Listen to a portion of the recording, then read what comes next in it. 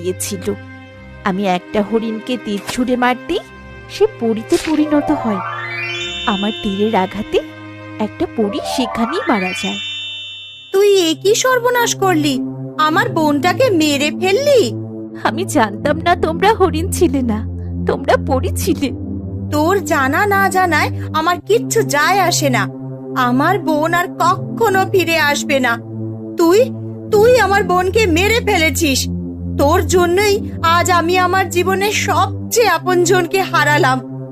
আমি তোকে অভিশাপ দিলাম, আজ থেকে দিনের বেলা তুই এই জঙ্গলের হরিণ হয়ে ঘুরে বেড়াবি, আর রাত হলে ফিরে যাবি তোর সেই আসল রূপে।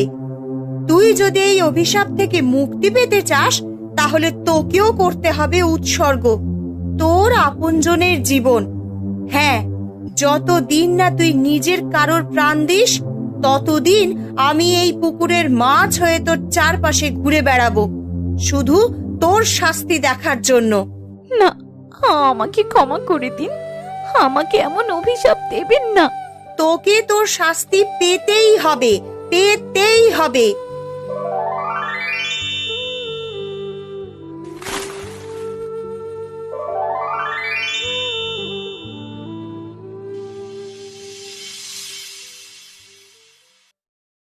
তার মানে আপনাকে এই অভিশাপ থেকে মুক্ত করতে হলে আপনার আপনজনের জীবন উৎসর্গ করতে হবে? হ্যাঁ, কিন্তু আমি আমার আপন কাউকে হারাতে চাই না।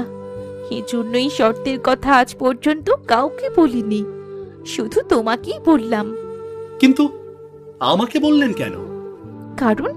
কারণ আমি জানি তুমি অনেক ভালো মানুষ। তুমি একজন শিকারী হয়েও আমাকে শিকার করোনি, আর তাই জন্য তোমাকে আমার অনেক ভালো লেগেছিল। তার মানে আমি আপনাকে লুকিয়ে লুকিয়ে দেখছিলাম, তা আপনিও জানতেন? হ্যাঁ, সব জানতাম।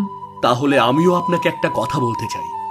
আপনি যখন হরিণ থেকে মানুষ হয়েছিলেন, তখন আমি আপনাকে প্রথম দেখেই ভালোবেসে ফেলেছিলাম। আমার মতো অভিশপ্তকে বলছো ভালোবাসো? হ্যাঁ, অনেক ভালোবাসি। আপনি রাজকুমারী হয়ে হয়তো আমাকে পছন্দ নাও করতে পারেন, কিন্তু আমি সত্যি সত্যি আপনাকে ভালোবাসি। আমি অভিশপ্ত, এটা জানার পরেও যদি কেউ আমায় ভালোবাসতে চায়, তাহলে আমি কি করে তাকে অপছন্দ করে থাকতে পারি বলো? আর আমি তোমাকে আগেই তো বলেছি, তোমাকে আমার ভালো লেগেছে, কিন্তু আমাকে ভালোবেসে তোমার কোনো লাভ নেই, কারণ আমি অভিশপ্ত। লাভ আছে, তা আমি এখন বুঝতে পারছি। কারণ আপনাকে এই অভিশাপ থেকে মুক্ত করতে আপনার আপনজনের প্রাণ উৎসর্গ করতে হবে, আর আমি তো আপনার আপনজনই। তাই আমি আপনার জন্য আমার প্রাণ উৎসর্গ করব। না, আমি তা চাই না। জীবনের প্রথম কেউ ভালোবাসি বলল, আর আমি তাকে হারাবো, এটা আমি কখনো চাই না। ভালোবেসে পাওয়ার চাইতে ভালোবাসার মানুষকে খুশি দেখা বেশি আনন্দের। তাই আমি আমার ভালোবাসার মানুষের জন্য হাসি মুখে আমার প্রাণ উৎসর্গ করব। আপনি শুধু আমাকে ওই পরীর কাছে নিয়ে চলুন।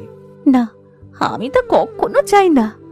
যে আমাকে ভালোবাসে, তাকে ছাড়া আমি কি করে সুখে থাকবো? ঠিক আছে, আপনি শুধু আমাকে ওই পরীর কাছে নিয়ে যাওয়ার ব্যবস্থা করুন। তারপর আমি ওই পরীর সাথে কথা বলবো। প্রয়োজন হলে দুজন একসাথে ওই পরীর কাছে দুটো প্রাণ উৎসর্গ করব। ঠিক আছে, আমি তোমাকে মুক্ত করে দিচ্ছি। তুমি কাল জঙ্গলে এসো, আমি তোমার সাথে দেখা করব।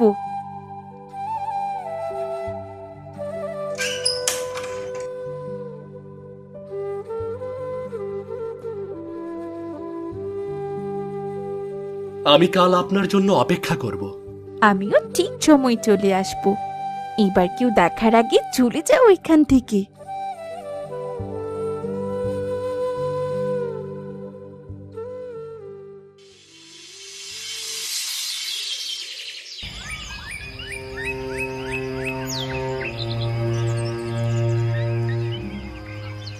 এসেছেন রাজকুমারী, এবার আমাকে সেই পরীর কাছে নিয়ে চলুন।